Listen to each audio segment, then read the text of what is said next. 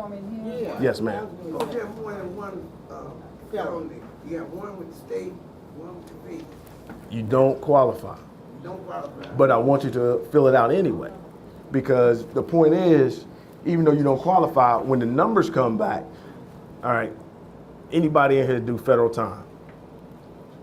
So y'all know how those guidelines are, right? Yeah. Y'all know that they're way off, right? Now when they first enacted them, they said, well, this will make everything fair.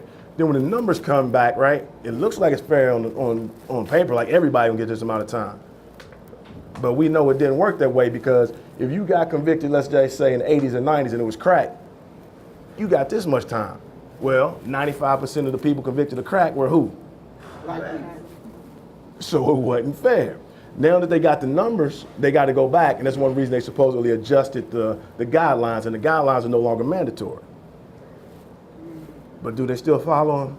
Yeah. Some of them do.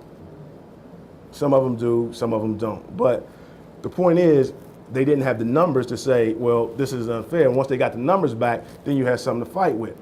So if we get the numbers back, and let's just say 10 people in here apply, and 8 of them get turned down, and they get turned down because, well, even though I've been out, I've been working, I've been doing everything I was supposed to do for 10, 15 years, I don't qualify because these are unrealistic requirements.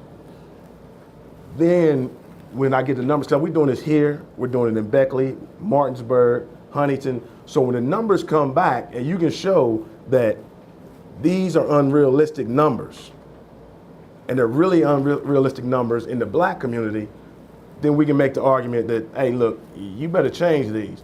And not only that, all of us that qualify or don't qualify, see this list right here, we all vote.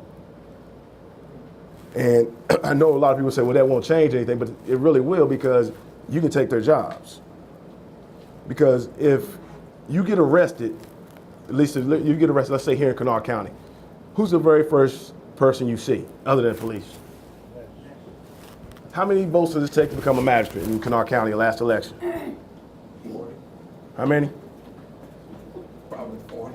I think it was more like 100, give or take. Yeah. That's all. How many? What does it take to be a magistrate in the state of West Virginia? GED and 18 years old. That's it.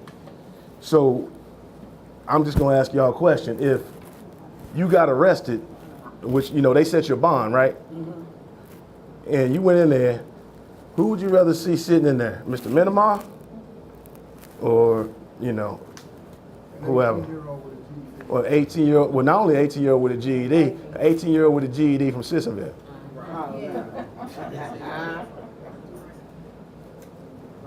I mean, that's the question. So if you want this change, then you, at the very least, you got to be able to vote. So you have to vote. And they get a little upset when you do vote.